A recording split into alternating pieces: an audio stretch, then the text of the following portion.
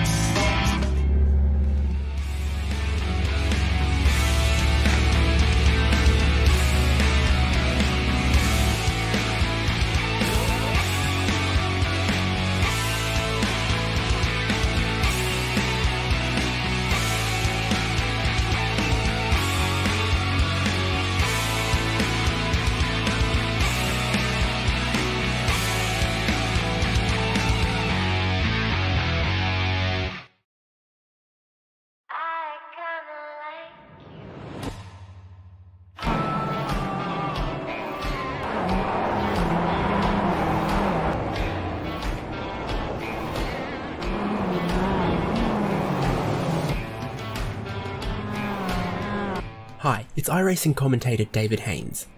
In 2019, I'm excited to be bringing coverage of the ChampCar Sim Series, the sim racing division of the ChampCar Endurance Series. Contested across 15 championship rounds using the 2015 Mazda MX-5, the winners will receive a free entry into a real ChampCar Endurance Series race in the 2020 season. Each points round will be broadcast live by HJBC. Head to forum.champcar.org for full information and schedule. Sign-ups are open, so get registered now. Best of luck, and I'll see you at the track.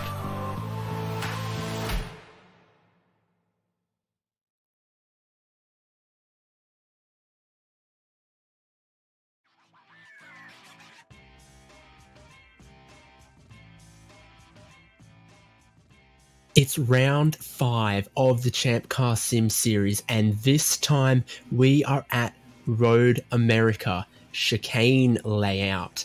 It's going to be an interesting one. This is the ChampCar Sim series, and the winner will be getting a drive in a real racing car next season. There's a lot on the line. Qualifying is underway right now. That's an hour session. There's 7 minutes left in it, and then we'll head towards our race, which is a 1 hour timed race with a required pit stop in it. I am David Haynes. Our producer, our cameraman, our graphics overlay man is Michael Derby, and joining me for this presentation alongside me will be Kyle Smith. Kyle, you know a little bit about ChampCar Sim series, and this race, it's round 5, we're a third of the way through the championship. You've got a soft spot for Road America, I believe. I do. It's a challenging layout, and I had an old friend once tell me that the most important corner on a racetrack is the one before the longest straightaway, and Road America is blessed with 2 very, very long straightaways. So it will be interesting to see how our competitors take advantage of those. Yeah, certainly the pit straight is very long. The straight from turn 3 to 5 is very long, and then so is the backstretch, although it's been slowed down a little bit by the fact that ChampCar uses the chicane instead of the kink on the backstretch, probably to some people's disappointment, but I'm sure for good reasons, and of course that is replicated here in the ChampCar Sim series.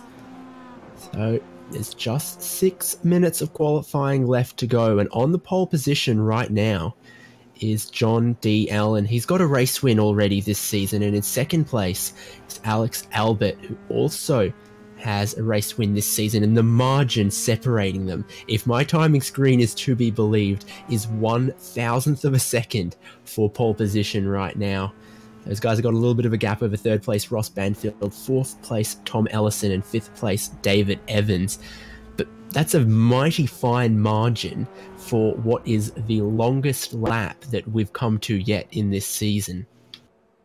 Yeah, right, David. I can only imagine the frustration that Alex has to be feeling right now with John D. Allen only 1/1000th of a second ahead of him. Yep, and with 5 minutes left on the clock and he's approaching the start-finish line, Alex Albert will have, I think, 2 more laps to try and improve on his best lap, and any improvement would be enough, assuming that John D. Allen can't find something more. And Alex has found something on that lap he's just completed. So maybe we'll ride along with him for this one lap and take a good look at this Road America circuit. He's coming through turn 1 right now. That's a pretty fast corner. And of course, where they're all going to have to funnel through on the start at the first lap. You come downhill here to what's called turn 3. Very important to get your run well out of there because it comes down this quite long straight.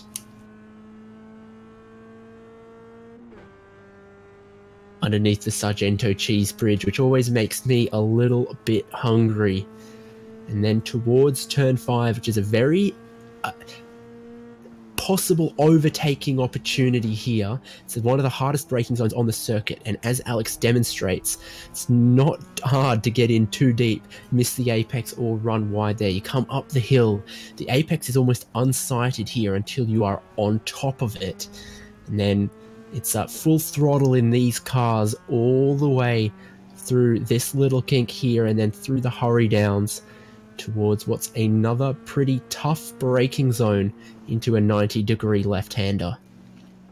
And then one of the signature parts on this course, the carousel, long sweeping right-hander. You can come in full throttle in these cars, but somewhere around halfway around, you've got to either give a tiny tap of the brakes or breathe the throttle to make the car turn. And then this is where we deviate from the typical sports car layout by the use of this backstretch chicane. That's one that a lot of drivers aren't used to racing in sim racing or iRacing. So the drivers from a sim background won't be as used to that one. It's quite slow, quite technical, and in qualifying, a very easy place to pick up an off-track or some frustration by losing some time through there. Then there's the backstretch towards Canada Corner. This one, in the typical layout, would be a great overtaking opportunity. Not sure how much we'll see tonight, though. And then up the hill, I think this is Bill Mitchell Bend. I could be wrong, but in these cars, absolutely flat out, uphill towards the left. And then the final corner sort of slowly tightens towards the apex. You've got to get a good run through here to get good momentum through there. To the right-hand side is the pit entry. And of course, drivers are going to need to be familiar with where the pit lane speed limit starts for that one, because they will be needing to take at least one pit stop during the lap. Alex Albert comes across the finish line to finish that lap, which is a 2-minute 49.3, quite a bit off the pace. He's currently on pole with a 2-minute 46.982, but he will get one more go at trying to improve, and so will John D. Allen.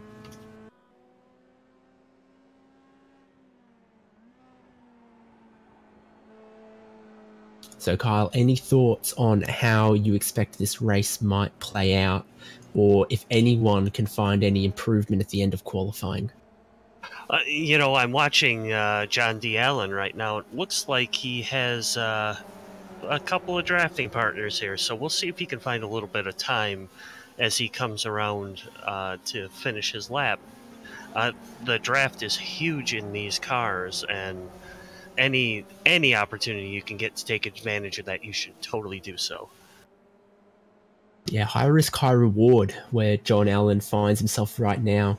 On one hand, the slipstream can give you that edge that he might need on a fast lap, but on the other hand, it looks like it's just traffic maybe slowing him down on what's going to be his last attempt at a lap. He comes in very hot to the chicane, and so does the car in front.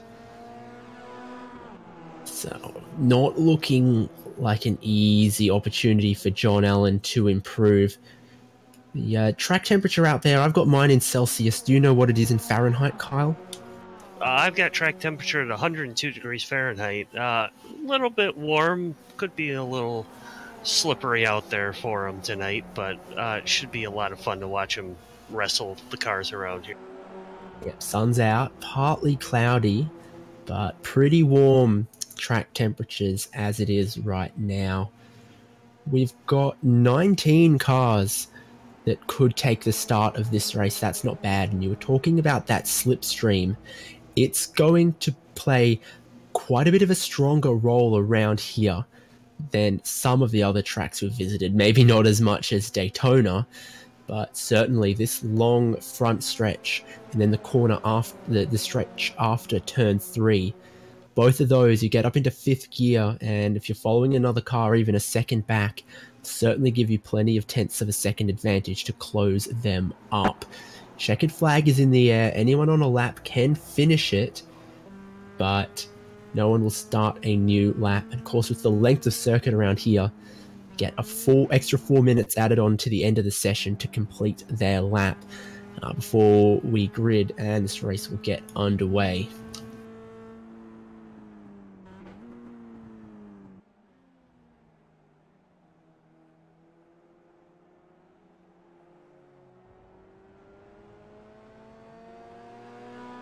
I'm watching John Allen is still flying along out there, but he did cross the finish line after the checkered flag, to my memory. So it was close, we'll David. We'll see if he can get a lap. Oh, that looked to me like an off track, but we'll see if he ends up wrapping up this lap.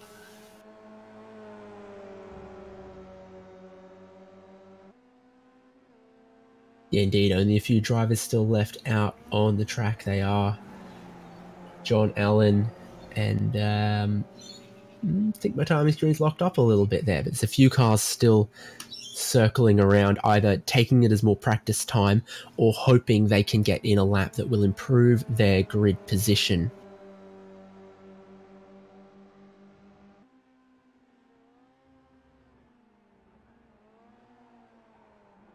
John Allen gets in very hot into that chicane once again. It's a tough braking zone. It's difficult to spot where the apex is because the curbing is so flat, the angle you come in there.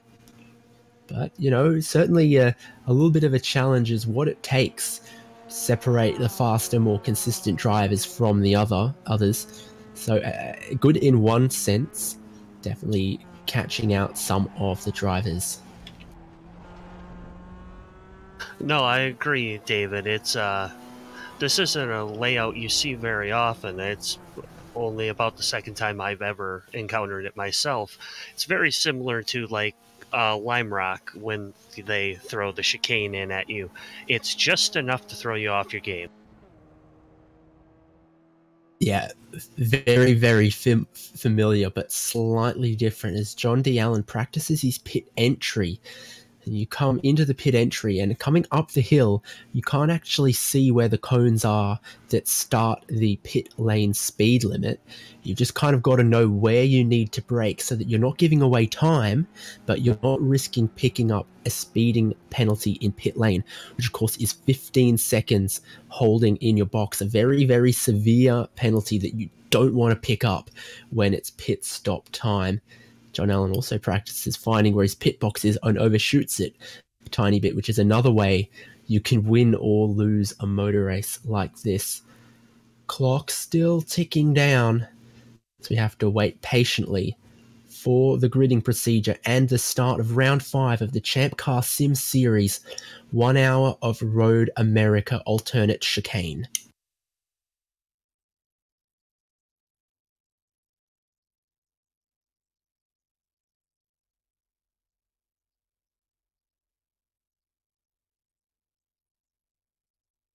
So 5 seconds left on the clock. We'll look at what our qualifying grid is going to be. On pole position is Alex Albert, a 2-minute 46.982. Just over a tenth clear of John Allen, the 2-minute 47.115. Third place is going to be Ross Banfield, and joining him on the second row of the grid is going to be Tom Ellison. Fifth is going to go to David Evans, and 6th is going to be Chris Knisley. 7th place from V Apex Racing is Shane Norton. 8th is Bradley Daly. 9th is Lee Mullerman. 10th place goes to Jay Safianek. 11th place is going to be Gene Sirota. 12th is Benjamin Shout. 13th place belongs to Roy Deitch.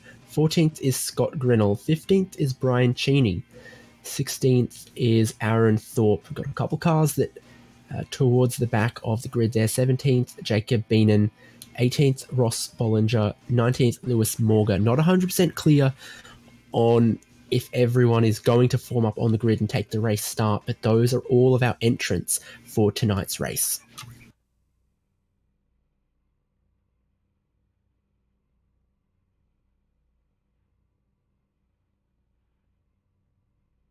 I'm taking a look down as all of our identical and fixed setup Mazda MX-5 Cup 2015 specification cars form up on the grid. We have got Aaron Thorpe, we have got Jacob Beenan, Ross Bollinger and Lewis Morgan not on the grid right now. In typical Road America on iRacing fashion, we're going to have a full formation pace lap behind the safety car. A beautiful tour of the more than 6.5 kilometers that is the Road America circuit at safety car speeds. And the safety car is the new Porsche 911 GT3 Cup car. So no more Ford Mustangs for the ChampCar Sim Series. We've only got the latest and greatest iRacing safety car, Kyle. I would say latest. I'm still partial to the Mustang, David. But maybe that's just the American in me. Well, that pace car, whether it's your favorite or not, does get going and will lead the field away. Alex Albert and John D. Allen alongside each other. Going to be a close battle between those two. You really, really would hope. Only 0.2 separating them in qualifying. Well, less than that, a 0.5, 0.13 of a second. If the race pace is anything similar, then the draft would have them absolutely stuck together, and then we'll have to see who decides to pit when. Typically, your strategy is stay out the full length of the fuel tank.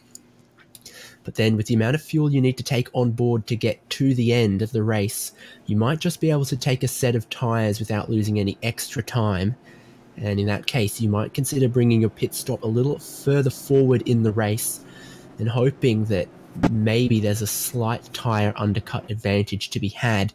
These cars and the specification of tyres they run don't really chew through them all that quickly. There's not a huge undercut to be had, but certainly a new set might give you just the 2 or 3 tenths you need to break away from your rival.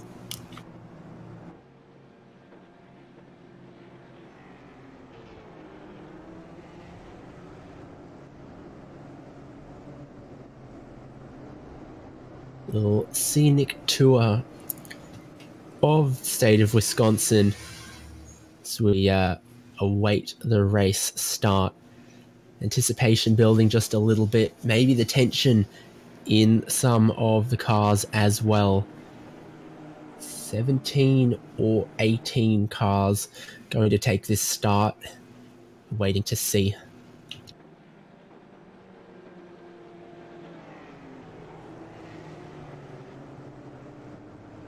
And of course, the ChampCar Sim Series not only open to ChampCar drivers, it's open to all iRacers and sim racers. You can find out the full information about how you can join, how you can race, get on this broadcast, and maybe have a shot at winning a drive in a real racing car as well. Just go to forum.champcar.org.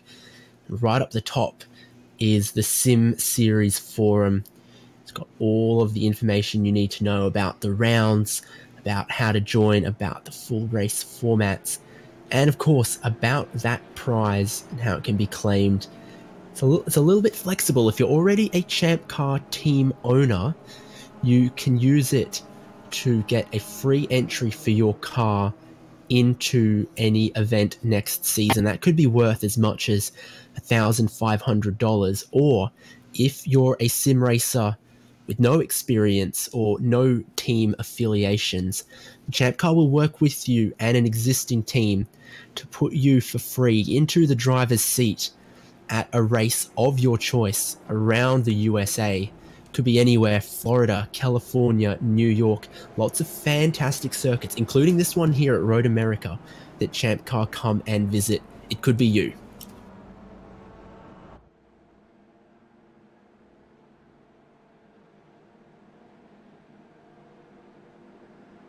So, approaching the final corner, pace car will pull in to the pit lane. It will be Alex Albert who will decide when he puts the throttle down, when he tries to make his jump. The full grid behind him, eagerly waiting for the race start. I think he's gone.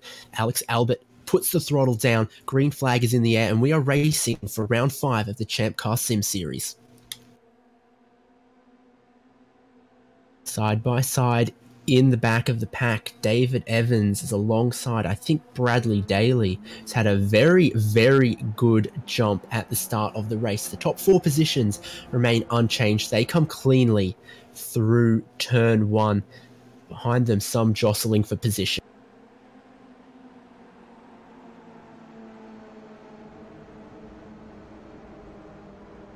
Lee Mullerman gets into the grass a little bit in his attempts to pass Jay Safianek, and now Benjamin Shout in the 17 car has a better run out of turn 3 at them. They nearly went 3 wide under the bridge this time.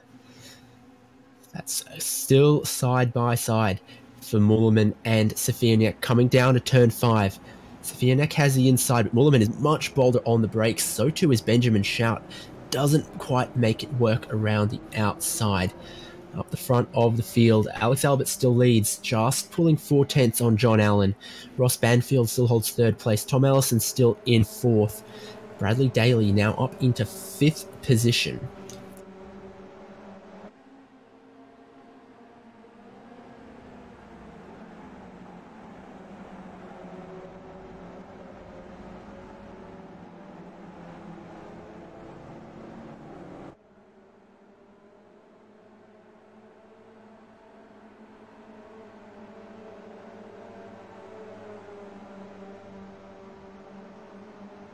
So for the first time coming into that tight backstretch chicane that replaces the kink, John Allen got in very close there, very bold on the brakes compared to Alex Albert.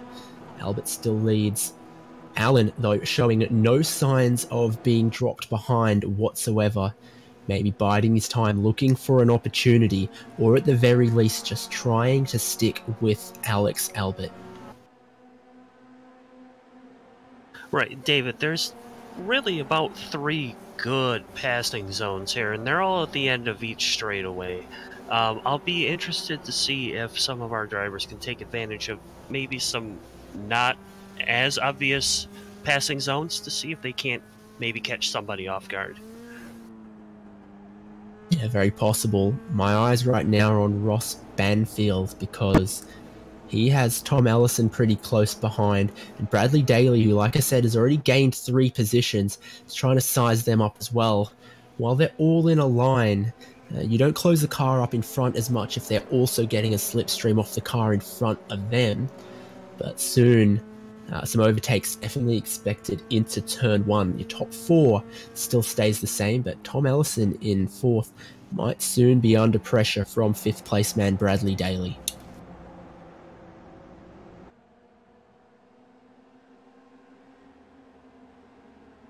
Jostling for position, the number 10 car, Gene Sirota, has Jay Safianek to the inside as they come down the hill to turn 3.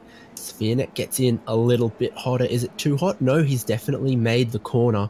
So, bit of a bottle up behind them. 9th position is a train all the way to 14th place. Safianek goes to the right-hand side. Sirota will be towards the inside on the left-hand side of the track. See who can make some positions gained here, because the number 15, Brian Cheney, my goodness, clearly got a bit unsighted there. Run a little bit deeper. Now they're 3 wide coming up the hill. Sirota is the meat in the sandwich there. To the inside is Benjamin Shout. I think Sirota realized that that was a danger zone backed out of it. They're still side by side, the 15 and the 17. That's Cheney on the inside, Shout on the outside. Sirota's going to come back too. And then behind them, that's Roy Deitch.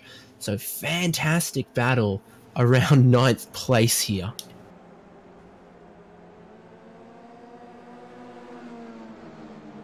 Brian Cheney's broken away a little bit, but coming into the carousel, Benjamin Shout is trying to hold off Gene Sirota, and then it's Roy Deitch, then Jay Safianek, and then Scott Grinnell.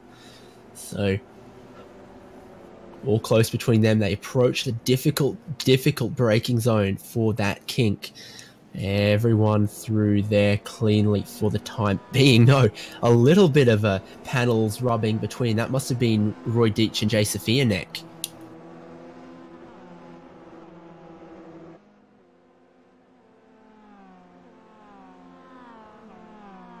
Rise back up front. Alex Albert with 3/4 of a second over John Allen. Ross Banfield right behind that. Tom Ellison right behind that. They've managed to put a little bit of a time, a little bit of gap to Bradley Daly, who must have had a slight mistake somewhere.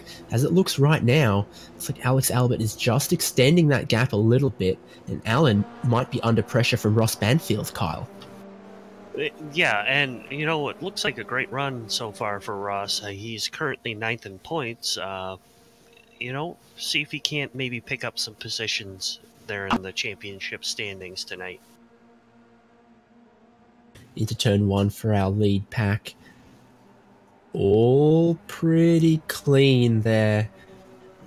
No errors, no mistakes there.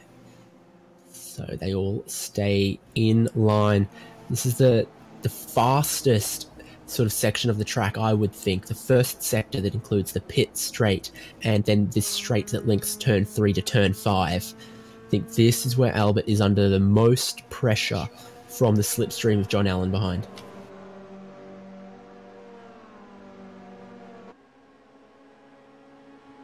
Allen closes up towards the braking for turn 5, but not close enough to have a look or really scare Alex Albert much. Banfield runs quite wide. That's a off track out there, but not a slowdown penalty. But Tom Ellison will have a look to the inside up the hill. He wants to get himself into the podium positions. They're still side by side. So now it's looking a little spicier for the lead. John Allen is quite close to Alex Albert, but off onto the grass, and just holding onto it goes Tom Ellison. Now slots in front of Ross Banfield, moving himself up into the top 3. Ross Banfield still lurking there. Yeah, David, I'm watching this battle here at the front. You know, Alex had a great start, but it looks like John D. Allen is really starting to reel him in. Yeah, just slowly ratcheting up the pressure. There's plenty of time left in this race, 52 minutes to go, and by my calculations, that's nearly 20 laps still to go. John Allen doesn't need to get the pass done now. He just needs to stick there, and if he can keep pulling away from Tom Ellison and Ross Banfield, that's an advantage to him, but getting closer now. This is as close as John Allen's been in a long while. As they come towards Canada corner, he puts his nose slightly towards the inside, let Alex Albert know he's there, rolls out of the throttle, does John Allen. He's not going to make the move this time, but he's starting to rise up the pressure on Alex Albert, looking in his mirrors, going this side, going that side, letting him know he's there. Right, and David, the strategy is interesting in a track like Road America. With as much drafting as you have here, you have to wonder, is it better to lead, or is it better to just ride around as close as John Allen is to Alex right now? You have to wonder, do I want to be the guy that gets the draft on the last lap? Well, John Allen's showing right now that he probably could, but doesn't have a desire to lead the race at this point. Was that almost a little bit of a bump draft on Alex Albert? He was right there, right underneath his rear bumper. Tom Ellison and Ross Banfield behind have caught up. Have a quick look backwards, because for 9th place, they're still swapping positions. I tried to say switching and swapping in the one word. Didn't work. So Gene Sirota now leading that little pack. Benjamin Shout behind. Jay Safianek behind that. Then a couple car lengths Brian Cheney, couple car lengths, and then there's Roy Deitch, Scott Grinnell, and Aaron Thorpe. Something for everyone in this race. Great battle, 4 cars for the lead. And then also this battle that's involving almost all the mid-pack, and there's also a battle for 5th place as well. So David Evans in, I think, like a Pink Panther kind of car, has just gotten ahead of Bradley Daly by being late on the brakes. Daly has a look to the inside up the hill. Not this time. Shane Norton in 7th place watching on and helping with the mowing around Road America as well. Almost all 4 wheels off in the grass. He's trying very, very hard to stay with this pack for the top 5. Well, and I'll say, David, I've had a few races with this league. That is the one very nice thing, is it doesn't much matter your skill level. You will always find somebody to race here. I will admit that I'm maybe not the fastest driver, but I've had a lot of really wonderful battles mid-pack. Yeah, it looks fun just about everywhere you look. There's only 2 cars out on track that aren't surrounded by a red box in my timing screen, that aren't in a battle. I've still got my eyes on 5th place because Bradley Daly has just overcooked that backstretch chicane a little bit. Shane Norton might be going to have a look towards Canada Corner. Maybe not quite this time, but certainly battle for the top 4, battle for 5th through to 7th, and then a battle for 9th on down, as we've now completed 10 minutes. First 10 minutes done. Round 5, ChampCar Sim Series for 2019 at Road America this time.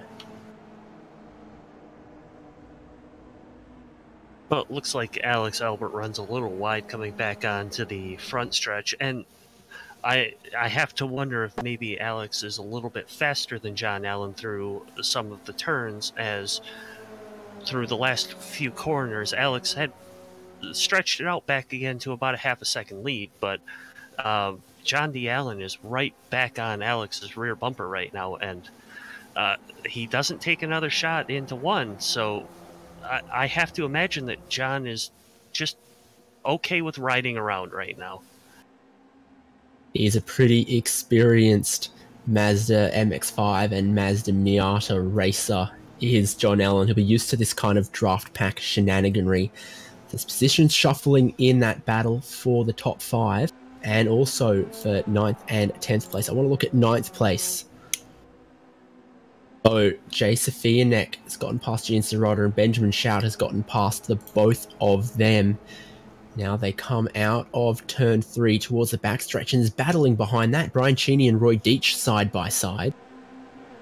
So Brian Cheney just gets in front. The draft going on. David, we have a change for second position. Thomas Ellison took advantage of a mistake by John D. Allen to take over the position. Yeah, I do see that. So might get a replay of how that's happened for second place.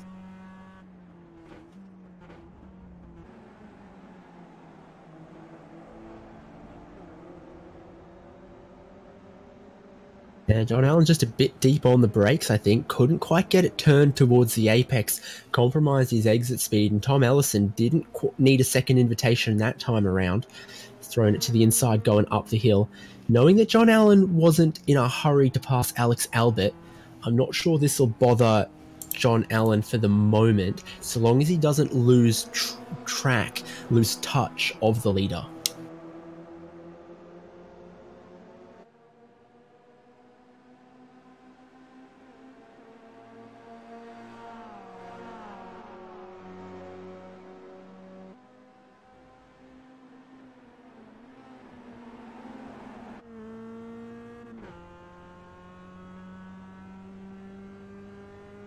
Yeah, David, I'm watching really 9th through 15th at this point. 9 through 11 have broken away a little bit, but the whole group is really having a great battle. 3 cars within a second, and then the next 4 within another second and a half. it's really a great battle down here. Yeah, as Brian Cheney runs very deep through Canada corner, and that might just cost him this time. You can almost go too wide flat out through that corner. Brian Cheney gets a bit of a slide. He might lose another one. Scott Grinnell looks to the inside of the last corner. Can't do anything about it. Now Roy Deitch doesn't get the best run out of the final corner.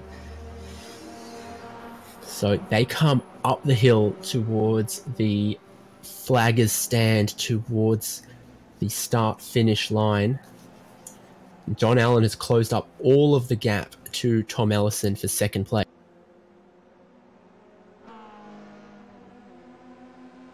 The fastest lap of the race so far goes to fourth place, Ross Banfield, just showing that if you've got two cars right in front of you, punching a big hole in the air, it can be very beneficial for you. And he was right up behind John Allen as they approach this must be a difficult braking zone if we saw John Allen get it wrong. Tom Ellison, pretty measured approach this time.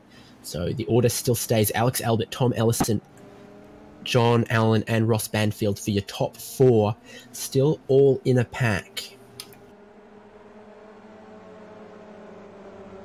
Looks like we're encountering our first lap car as well, and Ross Bollinger pulling over, let the lead pack by.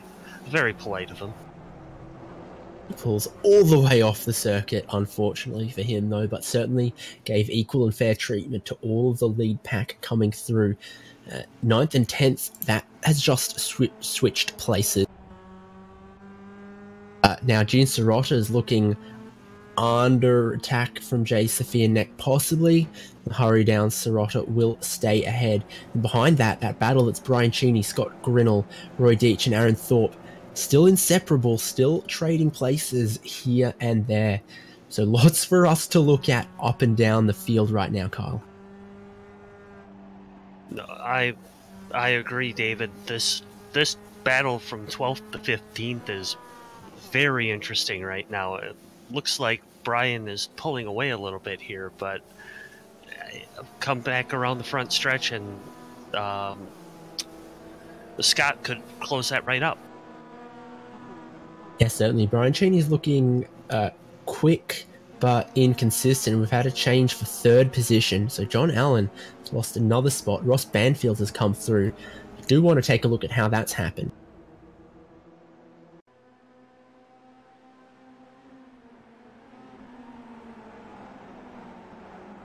So it was into Canada corner. I think, has Allen gone in a bit too hot? He has once again, and Banfield got a better run out of there up the hill, put his nose towards the inside in the uphill left-hander. And sure, that's elevated John Allen to third place. So Ross Banfield to third place. He's now gone and lost it again. And the two of them have lost touch a little bit with Albert and Ellison, who are trying to stage a breakaway at this point.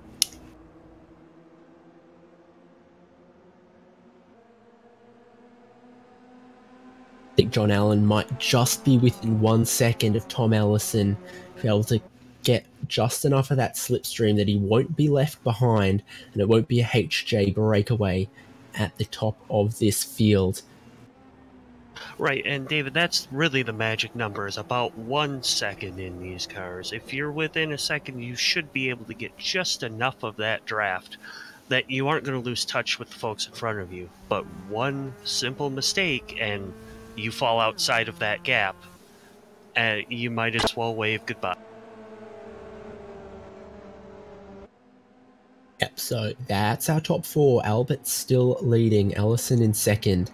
John Allen and Ross Banfield swapped positions twice, and they're back how they were. Then fifth place, David Evans and Shane Norton. It's another one of our close battles as David Evans runs a little bit wide in the left-hander at the bottom of the hill approaching the carousel. He's trying to take a wider line through the carousel. Shane Norton trying to take a tighter line almost through his nose up the inside. They approach the braking zone for the backstretch chicane, and David Evans feels the need to defend this from Shane Norton, who's going to try and go around the outside. Is that going to work? It is. So that's an unconventional overtaking spot, but Shane Norton's made it work. Oh, that is a very, very bold move, but if you can make it work, you might as well take advantage of it. Feel like David Evans is going to get a little bit of a look back at him. They come towards Canada corner. Evans thought about putting his nose towards the inside. In the end, has decided to wait. But if he's still right in position as Shane Norton cuts all of the corner, I'm not sure if that was legal, if he'll get away with that one, but David Evans is right in position to get a good run out of the final corner and take that position back, heading up the hill and in towards turn 1. David Evans tries to set up a later apex, get on the throttle earlier, and I think he's already closing that gap down before the slipstream comes and has too much of an effect.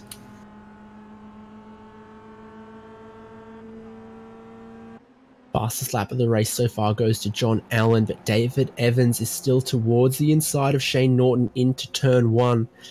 How bold on the brakes around the outside can Shane Norton be this time? He's not going to have the opportunity because David Evans slots back onto the racing line before they reach the braking zone. Great battle for 5th place happening right now because Norton's then going to look towards turn 3. Does nothing about it. It's been a problem somewhere for Ross Banfield. He's dropped back just a second from John Allen now.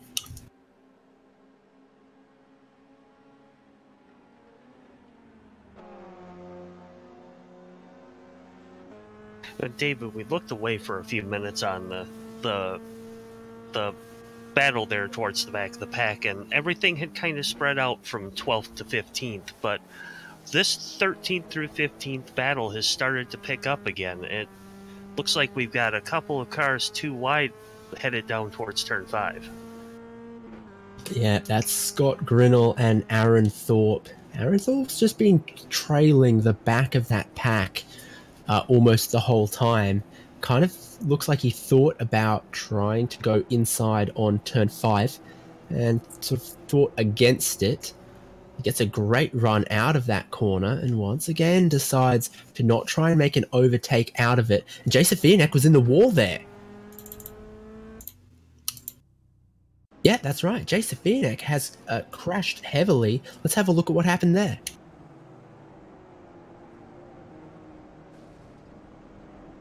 Oh no, it's been contact with Ross Bollinger, who's rejoined the circuit, and Jay Safianek was not expecting him there, and that spun Safianek around into the outside wall, and the amount of damage on that car, suspension-wise, he could not make that car turn right. It was toast on the front left corner. So that's very, very unfortunate for Jay Safianek, and I have to feel for him because that doesn't seem like it was really his error. No, you're right, David. That's a very unfortunate turn of events, but unfortunately those things happen in racing. Yeah, indeed. We cast our eyes back to the front of the race. Alex Albert leads over Tom Ellison. John Allen still there and thereabouts, and Ross Banfield has found just enough and gotten just enough slipstream to stay with that pack. Not sure we're going to see any moves into turn 1 this time.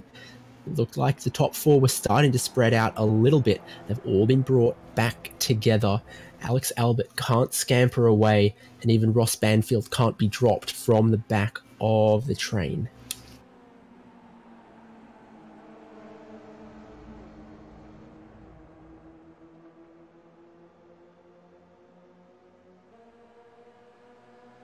So down, it's not the back stretch, it's not the front stretch, it's sort of the middle stretch between turns 3 and 5. Alex Albert leads them along. Difficult downhill braking zone. We've seen people come in too hot here, and John Allen nearly does that once again. Banfield gets a better run, and I think is going to decide to stay put for the time being. That's a corner that looks like a little bit of a bogey for John Allen. Sometimes just can't get the car slowed down enough, can't get it turned in turn 5. Clearly very quick. The other places around the circuit. Qualified second on the grid, but we saw him lose the lead of the race in that corner. We saw him lose some other positions there. And this time he gets away with it, but didn't look as comfortable as the other drivers. David, I'm watching Tom Ellison here. He is riding right along with Alex Albert, but doesn't really seem to be looking like he wants to make a move yet. I imagine he's taking on that approach of wait and see what happens. I imagine they'll draft together for a while here and mix it up in the last few laps. 5th place once again, switching positions. Shane Norton getting back by David Evans once again. These two are having a cracking battle. And now 15 seconds behind your leader. And putting a little bit of a gap on some of the cars behind. Bradley Daly in 7th isn't being shaken, though. He might come up and make this a 3-car battle for 5th place. So Shane Norton in 5th, David Evans in 6th. David Evans just patiently waiting into Canada corner, but it's a good fight between these two.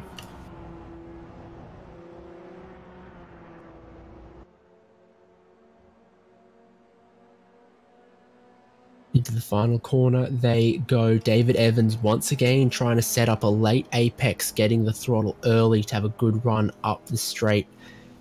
He pulls to the right-hand side very early out of the slipstream, Shane Norton, and then slots back into it to try and get more slipstream, more draft.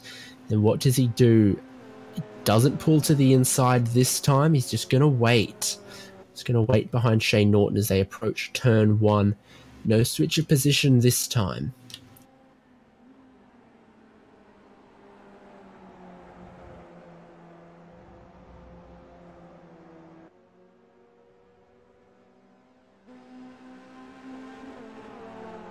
You know, David, I'm watching the leaders here again, and it looks like Alex is trying to maybe pull a little bit of a gap here. I wonder if he's reached down and maybe found a little bit of extra speed to see if he can't break away from this pack. Yep, so Albert leads. Ellison gets a great run through turn 5. Extends the track a little bit, but he'll get away with that at least once or twice. Then Alan and Ross Banfield still in 4th position. We've had 2 cars come into the pits, Gene Sirota and Aaron Thorpe. Let's see if that's for repairs or they've decided the pit window is open right now, which in theory it ought to be.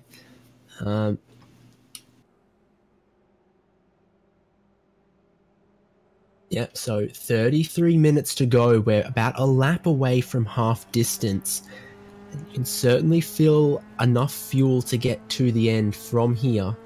It's a possible strategy if it's what you wanted to do, and I wonder when we'll see some of these top 4 in the pits. It's coming through the chicane in the backstretch there. John Allen in very hot once again. He's not looking comfortable on the brakes to me, so that gives Tom Ellison a little bit more breathing room and gives Ross Banfield an opportunity to think about snatching 3rd place if he wants. And above all, it gives Alex Albert just a little bit less pressure than he's had earlier in the race. He's got half a second, but he runs quite wide through Canada corner that time, so he's also had a problem. Side by side for 3rd, Allen and Banfield. Banfield's going to try and go around the outside, and he's got it done. So John Allen shuffled back to 4th, Ross Banfield now in 3rd. Right, and with the move that John Allen made, I have to wonder if maybe he caught a touch of the slowdown through there. That was a rather aggressive move offline to let Ross by. Yeah, interesting. And all your top 4 stay out of the pit lane. So no pit call for these guys yet.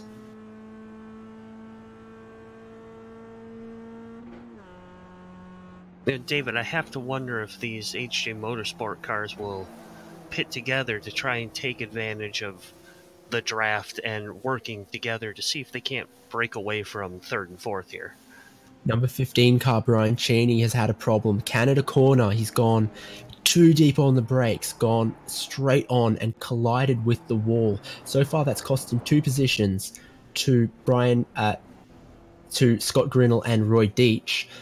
Presumably he'll bring that into the pit lane because the car looks pretty damaged. He hit the wall pretty hard. I'm expecting to see Brian Cheney into the pit lane, and indeed he does.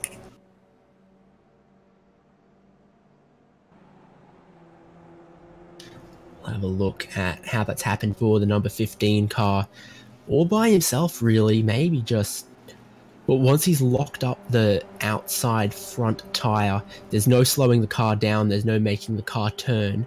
And when it's doing neither of those things, you're headed for the outside wall. Make matters worse, right now he misses his pit box on his way to pick up his fast repair.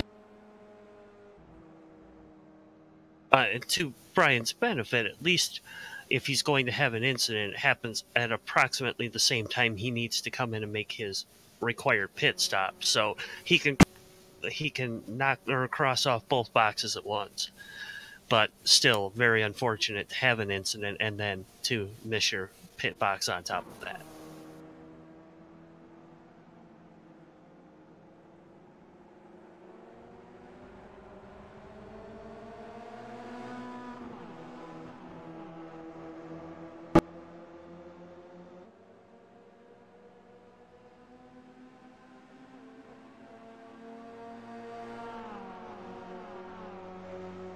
But we're still holding tight here at the lead. Looks like Alex has about a half a second lead over Thomas Ellison at this point, but really at this track, a half a second isn't enough when you have as much opportunity as to draft as you do.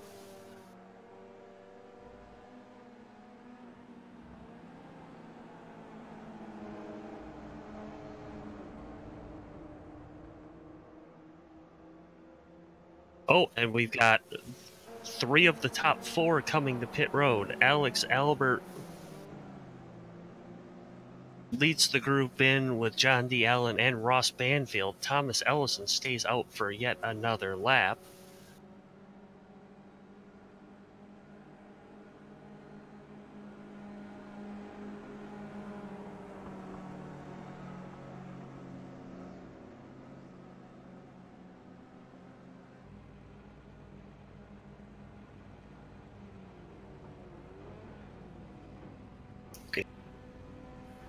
Oh, it looks like John Allen misses his pit box while Ross and Alex both hit it perfectly. We have 2 more cars coming down pit road. Shane Norton and Lee Mulliman. It really looks like it is time for everybody to stop, which at 28 minutes remaining, it makes sense to split the race in half and see if you can't take advantage of a fresh set of tires here for a couple of laps in the middle.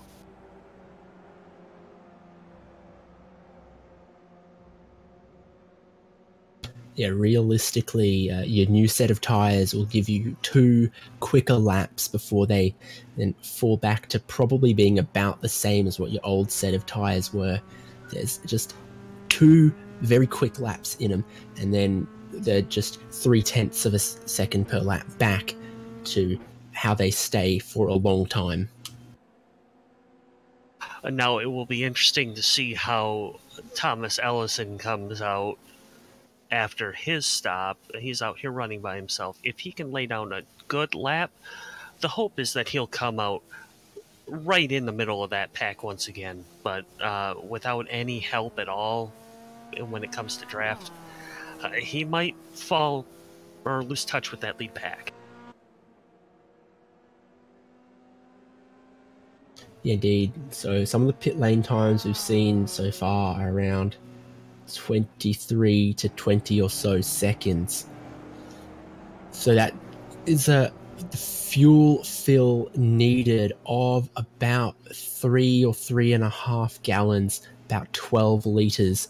And with that amount of fuel, because it doesn't feel so quick in these cars compared to a more dedicated endurance racing sports car, so you might just have time to take tires with that.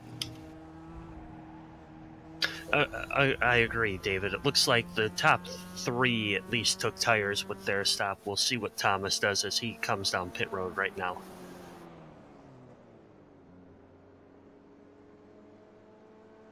Yep, he's into the pits is Tom Ellison. So where he comes out relative to the others is going to be rather critical. Trundling down the pit lane at that speed limit, 45 miles an hour, I don't know. I believe 50? that's correct. Yeah, 45. So he tries to find where his team is, square in the box, right on his marks. Left-hand side of the car goes up. He's taking tyres as well as his fuel. Not sure anyone else can go much longer than the number of laps that we have run. So Bradley Daly also into the pits from behind there. And that would be just about everyone. So Tom Ellison gets out. He's rolling. Gets to the end of the pit lane, and he's going to come out just in front of Alex Albert into turn one. But Albert is flying along and tries to go around the outside of him. Albert has overcooked the corner. He's on the grass. That's going to cost him a lot of time. Backwards towards John Allen and Ross Banfield. And Banfield is trying to put the move on Allen. Yeah, it looked like Allen overcooked turn one there, and I don't know if you want to call that an overcut or not, but it looks like Allison has taken over the lead from Alex Albert. So it was 24.3 seconds stationary for Tom Ellison. He came out side by side with Alex Albert, forced Albert into a mistake. They're trying to shuffle for third position once again. Allen is trying to get that back and presumably trying to stay within the draft range of Alex Albert. And Allen gets his way back ahead of Banfield on the brakes. But this has been the spark of excitement I think we were waiting on in the top four, knowing that something was brewing, but a lot of the drivers were just saving some of their moves until the pit stops or after. Well, we've reached that point. We're past the halfway. There's now 24 minutes to go, and the elbows are out. I mentioned that 1 second magic number there earlier, and it looks like John Allen is about 1.6 seconds behind Alex Albert right now. I'll be interested to see if there will be some sort of an unspoken agreement between Allen and Banfield for a little bit, see if they can't reel in Ellison and Albert. It would absolutely be in Banfield's best interests to just ride along with John Allen and let him try and catch those two cars in front. It's 1.4 seconds from Alex Albert to John Allen. He's still just within that touching distance, within that grasp. But he can't afford to go side by side, door to door with Ross Banfield through too many corners. Here comes Alex Albert towards Tom Ellison. Nothing doing this time into Canada corner. But after the treatment he got in turn one, wouldn't be surprised if Albert wants to get back into the lead. And if these two fight, that will be for the benefit of John Allen.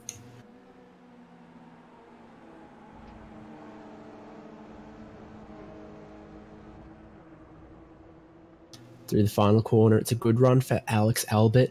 It's also a good run for John Allen and Ross Banfield, who both absolutely maximised their exits. But there is a little bit of a bump draft going on between positions 1 and 2. I think, does Albert think about the inside in turn 1 this time? Nope, not going to happen this time. No, it looks like the top two are having a lot of fun out there right now. Allen has closed them up a little bit. He's now 1.1 seconds behind.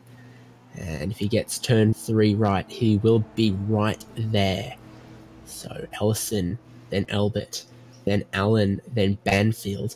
And I think Tom Ellison now, with his first couple of laps led, has got a little bit more confidence underneath him.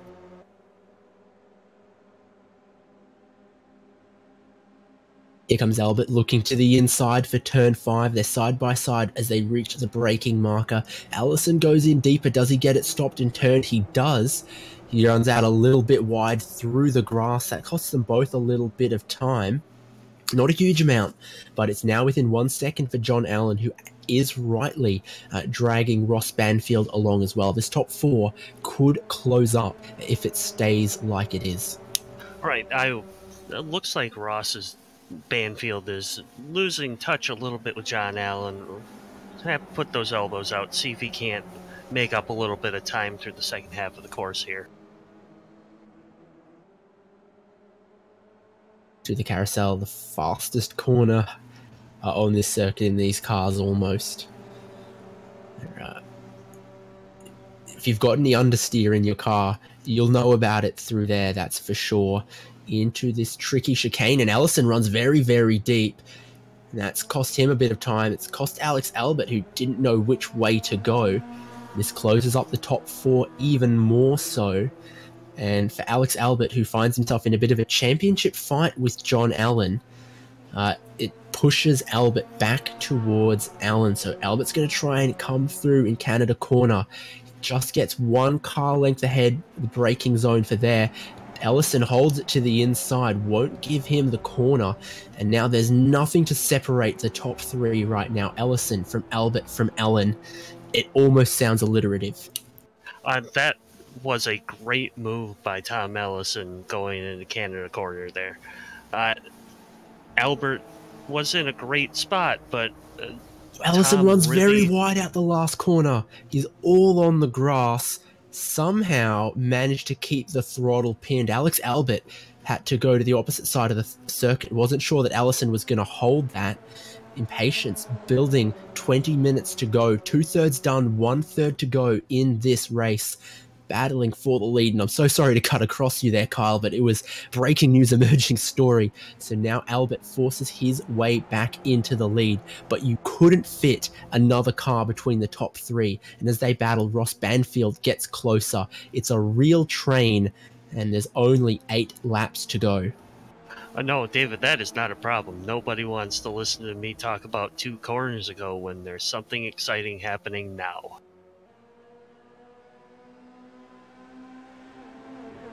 So here we go, coming down from turn 3 towards turn 5. They go underneath the cheese bridge. And is there a hole in Tom Ellison's defense? Because John Allen is going to go to the inside. He's had a tough run on the brakes into this corner all race long. Nearly plows into Albert, and Allen will come from 3rd place into the lead. And Tom Ellison will try and follow that through, so Albert might get shuffled back. Not quite. Albert will hold on to 2nd place. John Allen makes it work somehow, intimidates the opposition a little bit as well, comes from 3rd to 1st in turn 5. Ross Banfield is right there now as well. This is some of the best racing we've had all season. Oh, agreed, David. Now I have to wonder, has John D. Allen figured out turn 5? That is a very impressive move to not take just 1, but 2 positions and elevate himself to the lead in there. Yeah, to butcher the old saying, passing is one thing, getting away is the other. They come into that difficult kink. Allen, well, the chicane that replaces the kink, so I'll call it the kink chicane. John Allen now with the race lead, Alex Albert in 2nd. And you could almost fit extra cars between them. So this is quite spaced out compared to how they were earlier, or even a lap ago. Approaching Canada corner. This battle for the top 4 has delivered all race long, and it's just getting spicier. As Allen runs a little bit wide, has a little bit of a slide through Canada corner. Albert closes up a car length or so, and is thinking about the lead once again. Allen almost taking a defensive line into the final corner. Yeah, he does. So Albert will set up a later apex, get the throttle open earlier. Allen dips 2 wheels in the grass on the exit. Here comes Albert. Does he go to the inside? He does. Now the 2 of them are providing a all-you-can-eat buffet on slipstream to Ellison and Banfield behind. Albert will have the preferred line into turn 1. Ellison, what will he do? Will he stay in line? He does. So your top 2 switch positions. Right, David, I was just wondering, we know Alex Albert can be fast for 1 lap. He put it on the pole. Now, when he was following John D. Allen, I was wondering, can he stay with John Allen, or does John Allen have the long run pace to be able to maintain that? Albert is staying to the left-hand side of the track, thinking about defending the inside at turn 5, also trying to grab some of the slipstream off Ross Bollinger, who's a lap or so down. Albert will hold on to the lead this time into turn 5. once again using all of the runoff that he can get away with without being penalised to carry the momentum in there, to get late on the brakes and to get a good run up the hill underneath the Corvette bridge. Closest in these top 4 cars is now Banfield, looking at the back of Thomas Ellison.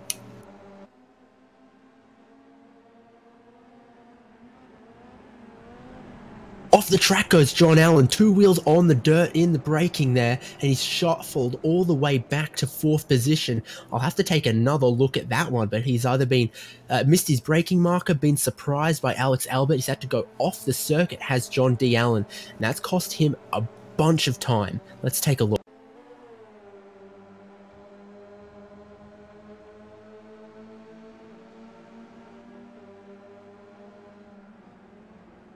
I think he's just plain missed his braking point, had to take evasive action to not slam into the back of Alex Albert.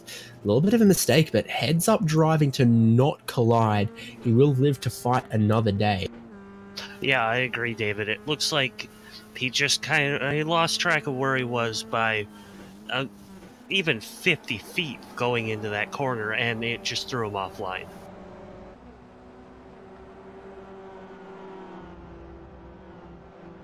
So let's look at the gaps. Albert has 0.6 on Tom Ellison, who has 1.1 seconds on Ross Banfield, who has 1.1 seconds on John Allen. It's not all over, but if he can't clamber back up there, John Allen will be ruining that little mistake. Right, so we've got 6 laps to go here. David, what are you watching coming down to the end here? Well, this battle for the top 4 absolutely gripping. Some of the battles we had further down have either been spread up or split up. Like for 5th place, Shane Norton now has nearly 9 seconds on David Evans. They were a fantastic battle group earlier. And then Benjamin Shout occupies 7th place. Lee Mullman has 8th. Gene Sirota still with 9th, and Aaron Thorpe in 10th, rounding that up.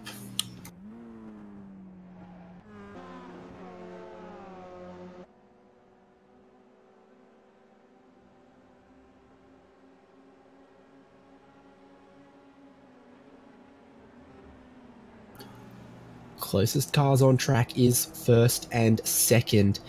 Going along that middle straight between 3rd and the 5th corner, Banfield got back within a second of Tom Ellison, so that closed up ever so slightly.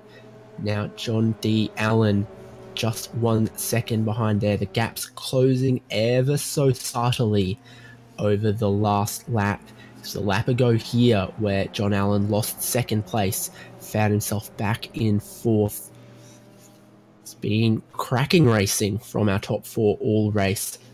5 laps to go. We'll see who has the positioning, the racecraft, and maybe the cojones to be the winner. Yeah, it looks like Alex Albert is maintaining a really tidy gap of about 0.6 of a second over Tom Ellison here. We'll see if, when we come back around to the pit straight, and really even Canada corner here, if Ellison can close that gap.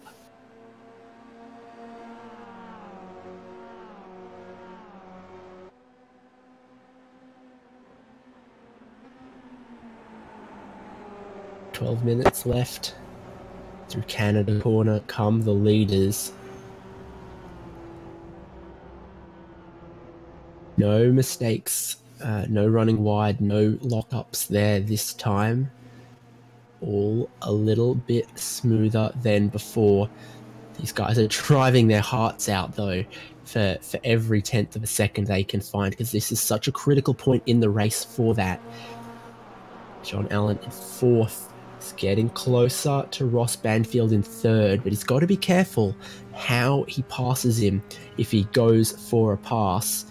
Because if he battles too hard, or any move that costs the 2 of those time, then he'll gain 3rd at the cost of being able to close up positions 1 and 2. Albert misses the apex a little bit through the first turn. Tom Ellison stays within 1 car's distance of the leader, as Banfield still leads John Allen. It's now 2 groups of 2 cars with a second and a half separating them.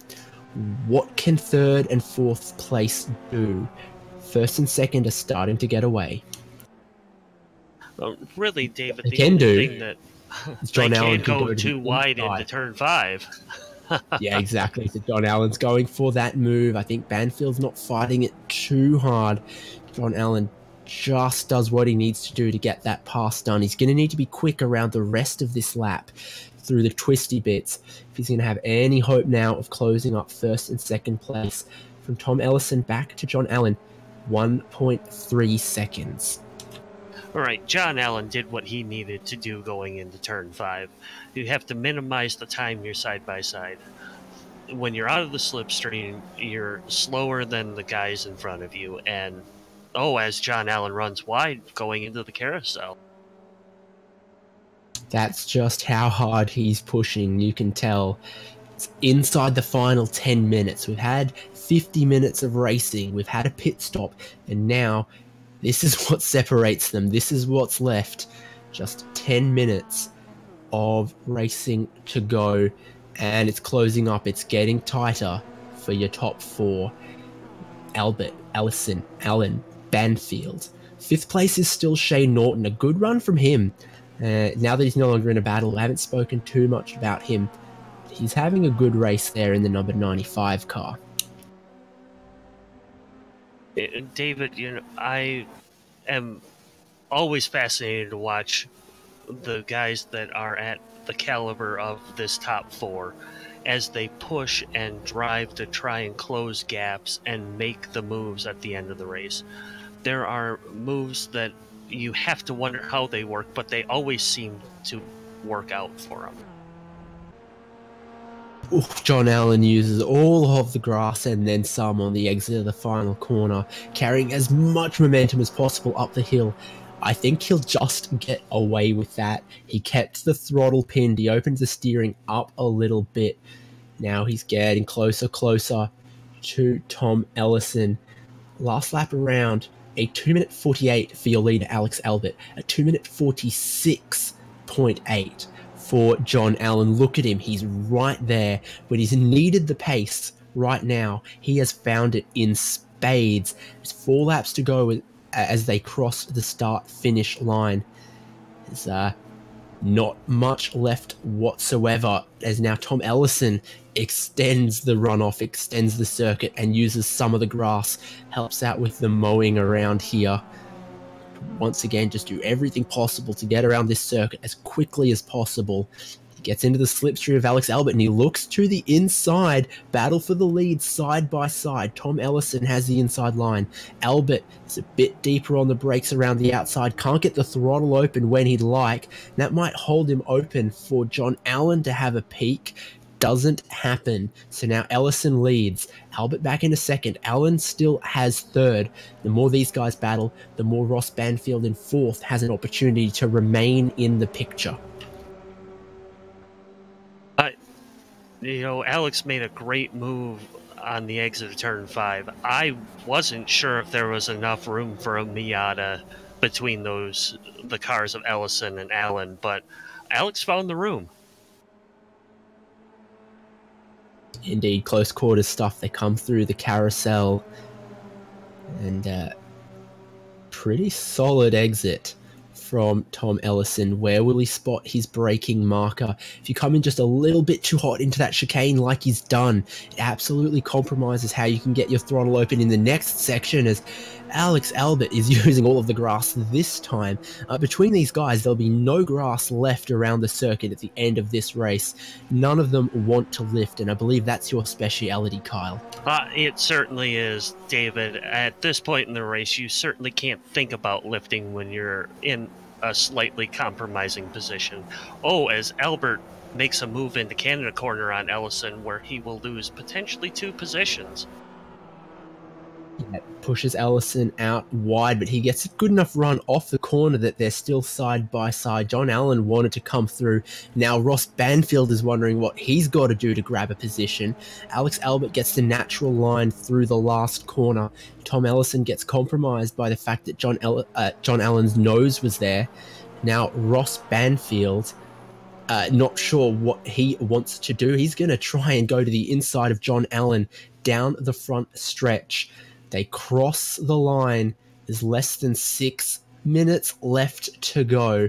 These guys are battling as hard as they ever have, maybe as hard as they ever will in their careers. So Albert in the lead. Ellison into second, and it's a lapped car that balks Albert just a tiny bit. So number 55. That is... Scott Grinnell. So he ends up getting out of the way in the end, and the order for the top 4 stays how it was.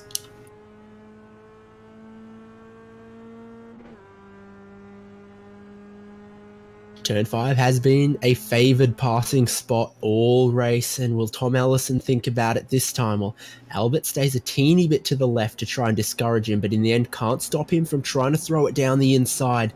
They go side by side through that turn. John Allen gets a great exit and maybe wanted to make it 3 wide, but in the end decides there's nothing going there.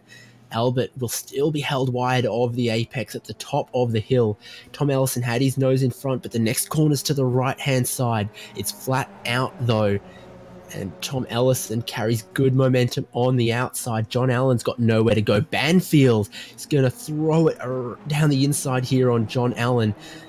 Do you want anything more than this in the closing laps? They're 2 wide for 2 cars deep. Your top 4, nothing to separate them. And now John Allen's just got his nose on the inside of Tom Ellison through the carousel, but in the end they all become a line, single file through there, and then difficult chicane. John Allen, not anything going there for him. The exit out of here is critical if you're going to make a move into Canada corner. I'm not sure you could ask for much more of your last couple of laps in a champ car race. What was that you said under the pace lap there, David? Scenic drive around Wisconsin. Looks like that's all they're really in for at this point. Yeah, for sure, no doubt. So all of them pushing with every inch of their might.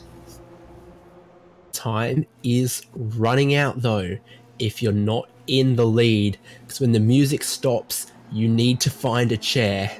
So that's the game we're playing right here. Albert is leading, but the slipstream is so powerful that everyone behind always gets an opportunity into the braking zones to have a look.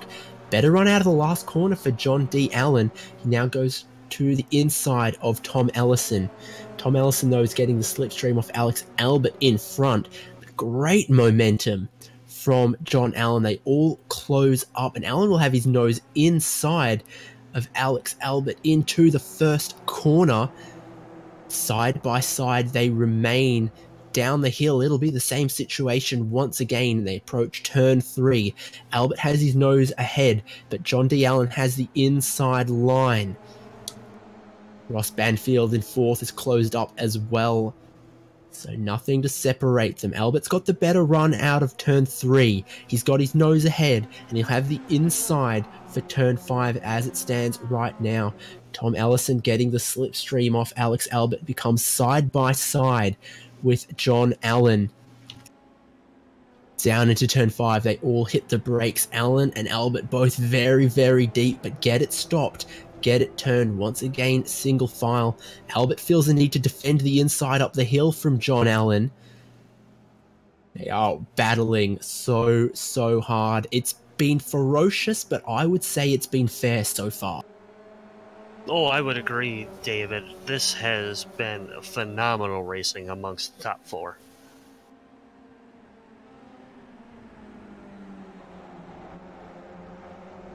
Looking on the circuit, there's no lap traffic in front of them for a long time. It's just going to be this 4 battling to the end, into the carousel. Albert protects the inside line. It's not been a regular passing opportunity on the exit here, but the run that Allen's got. Can he think about it? No, he can't. Albert just covers it enough. And there's contact. Ross Banfield has sent Tom Ellison into a spin. There's damage on both of those cars. Has Ellison braked early? Has Banfield missed his braking marker? Could be either of those.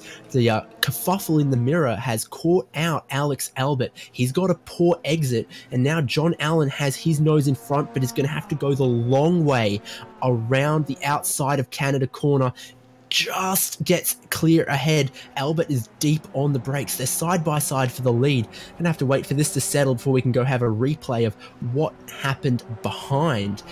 Because there's 40 seconds left on the clock. The white flag will wave this time. And it's high drama for your leading pack. Ross Banfield has lost a lot of time. And Tom Ellison might have lost touch with the leaders as well. So through the final corner, John Allen leads. Alex Albert is in second. Let's go back now, really quickly have a look at what's happened between Ross Banfield and Tom Ellison into the kink chicane.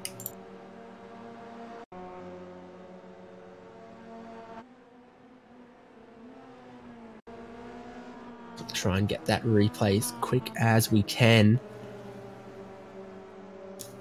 I'm having a look at it again myself, and I think, well, you'll get to see as well. Maybe just Tom Ellison was pretty conservative, wanted to make sure he set up a good exit out of that chicane, and Banfield has come in a little bit bonsai, being caught out by that. Contact has cost both of them quite dearly, Banfield more so.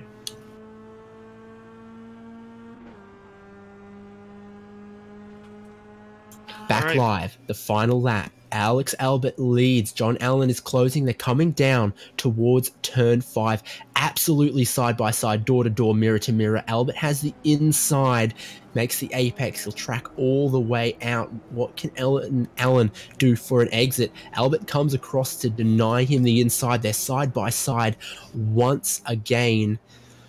And Albert has his nose just in front. These guys are going to fight so hard for this, Kyle. Oh, I agree. Alex is doing everything he needs to do at this point. Defend the corners, make John D. Allen go the long way around. Towards the carousel, Albert just keeps his nose in front. It's Allen behind. Allison still sticking with them relatively well, considering the sizable shove he received. But it was just the rear panel, and yeah, that's just aesthetics on a car like this. So Albert leading still into that difficult chicane where there was contact last time around, and pretty clean from all of our top 3 this time. John Allen has 2 more braking zones before these guys will cross the checkered flag. The points will be handed out, and we see who might lead the championship, with hopes of taking that prize of up to $1,400 worth. Albert has the inside into Canada corner. Allen will presumably give him nothing. Thinks about maybe how is he going to set up a run out of the final corner.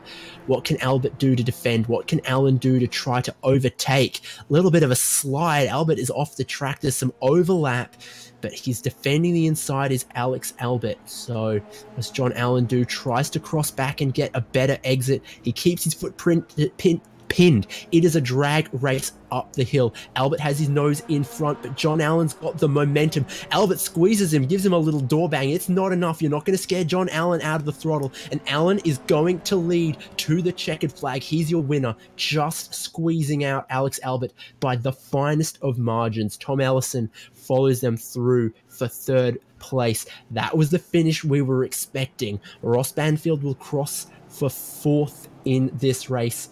Shane Norton, David Evans, Benjamin Shout are going to be your next cars. Oh, wow. What a phenomenal finish, David.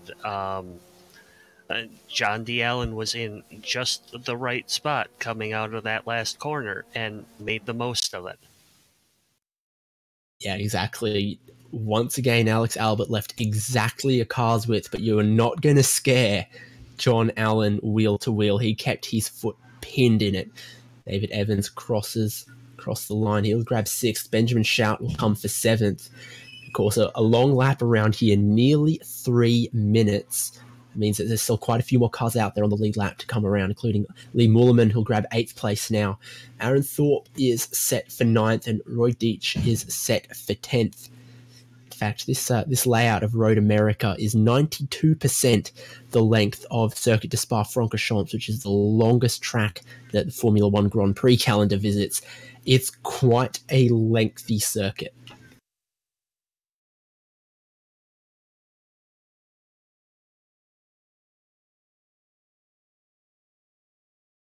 So last car on the lead lap is Jay Safianek. He's coming up the hill now, and he'll take 12th position after some unfortunate contact and a damage for him, but he stuck it out for 12th place. Checkered flag waves for him, the last car. And we can run through your finishing order. Your winner in round 5 of 2019 ChampCar Sim Series, picking up the full points, is John Allen by 0.02 of a second. Absolute photo finish between him and Alex Albert, who gets second place.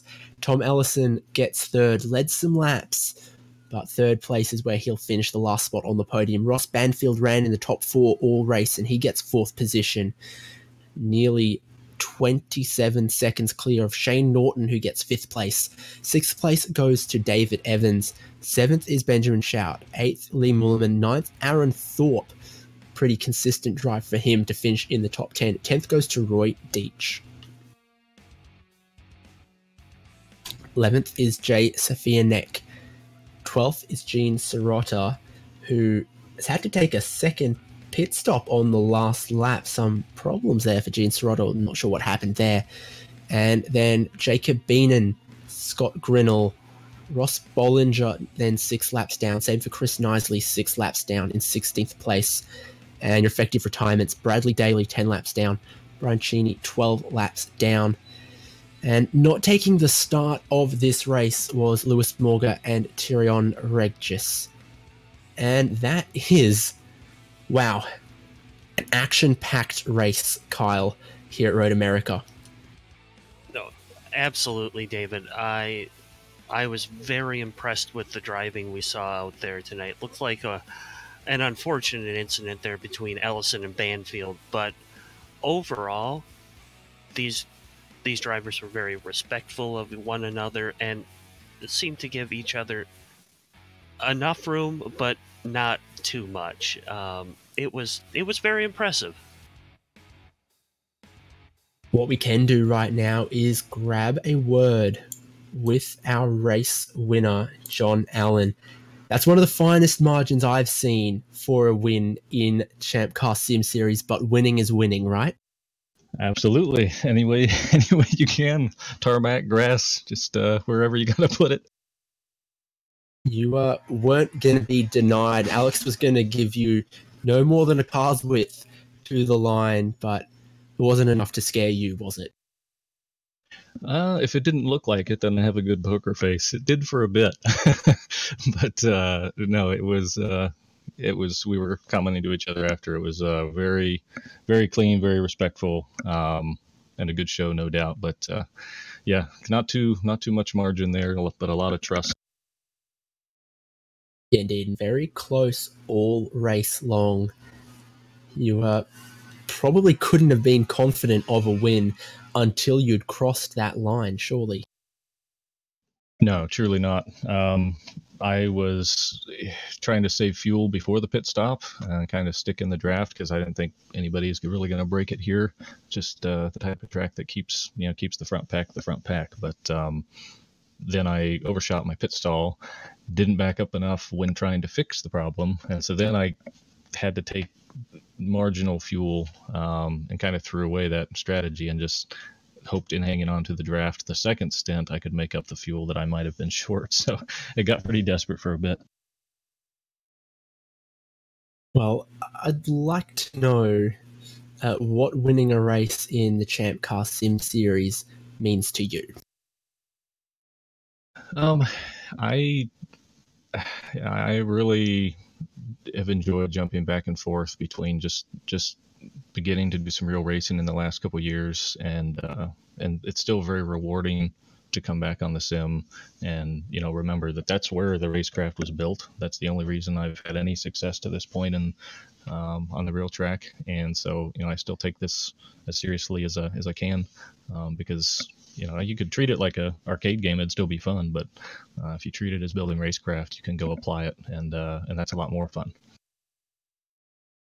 The result for this race was very, very close, but so too is the championship overall. What do you think you would end up using the main prize for if you are lucky enough to be at the top of the standings at the end of this season? I would most definitely want to, get into a champ car and race at an event. There's a lot of tracks that I would love to get to that I haven't. My resume of tracks is pretty short yet, so just the opportunity to do something more as a team. Sprint races are fun, but I've really been looking forward already to trying to do some enduro events and just that team camaraderie everyone speaks so highly of. So yeah, I would love to do it, and I'm going to find my way to it, whether from this or just from saving up the money and jumping in. So, well, congratulations on that win. Anyone you would like to thank? Yeah, across the board. This is a really well-run league. I've come to appreciate, just watching the broadcasts back. You guys do a stellar job, very professional, puts on a better show maybe than we could by ourselves. And, you saw tonight, the racecraft is top-notch too, so that always makes it more fun. So big kudos to Alex and Tom, and the amazing save he had there near at the end when he got a little bump from Ross, but excellent racing up front. Well, thank you so much, and hopefully we'll see you again for the next round. That was John D. Allen. He was our winner today. We'll move down the podium and grab second place, Alex Albert, and second place by only the tiniest of margins, 0.02 of a second. Yeah, it was a close one. I just put the car in the wrong position coming off the last corner there and cost myself the race. I wish I would have stayed hard to the left line, made him drive the longer way around. I did him a favor. I didn't really realize it at the time, but gave him a little shot in the door to try to break his momentum coming up the hill, but just... Yeah, surely disappointing to come up short by such a margin like that. But how did you find the racing throughout this race? Was it enjoyable racing door to door? Yeah, and I hope we put on a good show for you guys. From where I sat, it felt like 4 cars under a blanket for an hour. We were going back and forth, and I just could never shake them. I felt like it was very respectful. There was times, me and Tom going through multiple corners side by side, and same thing with John. I didn't have much door to door with Ross, but he had a very commendable run, staying with the lead pack as long as he did. I really didn't expect it. I knew John and Tom are both fast by their position in the point standings, but I guess I'm going to have to keep Ross's name in my mind as well. Pit strategies and fuel. What were your thoughts coming into the race? Did you have to make any adjustments? Any mishaps on or off the lane? No, I overfueled a little bit, but I just didn't quite trust the number that the computer was telling me, and I thought it would be safer to overfill a little bit than underfill. Also, whenever we pit, I noticed that John overshot his box and had to reverse. So went ahead and took tires and had about a lap and a little more's worth of gas at the end. Probably should have cut it a little closer, but I don't think it would have changed anything. Maybe I would have been able to jump Tom there on the stops instead of coming out right behind him. But in the end, I think the result would have been the same. Well, thanks so much having a word to us. Good result for you, even if you could have stood one step higher on the podium. And I'm sure we'll see you around the rest of the season when you can. Oh, yeah, for sure. I think we lost 4 points here, so still should have a 20-point lead or thereabouts. So, season's going well. Got a couple wins. So, really can't complain about a second place. In a race that was this much fun. So yeah, just shout out to all my team, shout out to the HJBC guys, and thanks to Mike Chesick and the board of directors of ChampCar for putting on such a wonderful prize. Yeah, well, there we go. Thanks once again having a word with us, and I'll see you soon, no doubt. Go one step further down the podium, and Kyle Smith will chat with Tom Ellison. Tom Ellison, one hell of a run tonight to take third. Talk to us about your race. What's up, guys? Nice to be here again, finishing third. I think this is my fourth third place in 5 rounds this season, so used to being on the bottom step of the podium. Race was good. Obviously, Road America, a bit of a drafty place, so staying in line is the name of the game and keeping things tidy. So lucky enough to get past Ross in the opening stages, caught up with John and Alex, and then we formed a little quartet of high-speed drafting. Might able to save a little fuel in that, so I took an extra lap ahead of the other leaders to see if I could make that work. Got lucky, rejoined in the lead, but other guys were right there with me. I made a couple of mistakes, a bit of a sloppy outlap, and Alex was able to get past me. Then John called us back up again after his difficulties, and we had a nice little battle there in the last 20 minutes. I hope you guys enjoyed it. To the penultimate lap, Ross unfortunately braked a little late. I braked a little early because the cars in front. He got into the back of me. I went sideways. Nearly wiped out John. Got lucky there for all of us. That I was unable to get involved in the final lap shenanigans. But happy with the race overall. I hope you guys enjoyed it as much as we did. I believe David and I both did. It was very fun to watch 4 drivers running as close as the 4 of you were for as long as you did. Talk to me a little bit about the draft in this car. It seems like nobody can really get away. What's your experience? Yeah, it's certainly exacerbated on tracks like Road America, where there are 3 decently long straights and then that are preceded by fairly slow corners, which means you can't really carry speed through the corner onto the straight. Car behind will always be within about half a second of you, and then they can just stay there and close up in that time. And there's not enough time between those straights to really try and make a getaway. And the Road America is quite an idiosyncratic track in that there are a lot of 90-degree corners and then long straights between them. So there's no real opportunity to build up a rhythm, to build up a little bit of pace when you're in the lead to try and break the draft in that same way, especially if the cars behind are wise for that. Just don't fight amongst themselves, but settle in. Well, Tom, very impressive run, especially to recover from your incident there on the penultimate lap. Anyone you want to thank? Well, thanks, of course, to everyone who came out to race tonight. I'm really pleased with the way that we're having consistently strong fields of 20-25 people every week for the championship rounds of the ChampCar Sim Series. It's really gratifying to see this series starting to gather some momentum and gather a community. Congratulations to John and Alex and to Ross as well. We had a great race, the 4 of us. And finally, thank you to you guys for broadcasting. I really appreciate the work that you do every championship round to bring this to the YouTube and to publicize the community that we're building here. So I really appreciate it, but thank you. Absolutely. We're happy to do it, Tom. That is Tom Ellison, your 3rd place finisher tonight. David, any closing thoughts?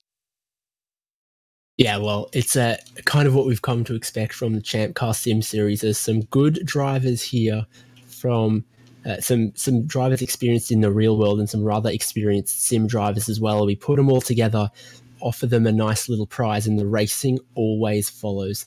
The format's good. There's a lot of respect between the drivers as well, and that's what it's about. So let's put on another show again for round 5. We're going to have coverage of all of the remaining rounds here by HJBC, as well as coming up this weekend is round 2 of season 25 of the Reddit iRacing League. that's going to be live by us as well. Please tune in for that one. And of course, lots more coming up in the world of HJ and the worlds of ChampCar. So stay on board, stick around for those ones. Thank you so much. I've been David Haynes. In our production booth has been Michael Derby, and joining me for the first time on our ChampCar coverage has been Kyle Smith. Thanks so much, Kyle, and thanks everyone who tuned in. Good night.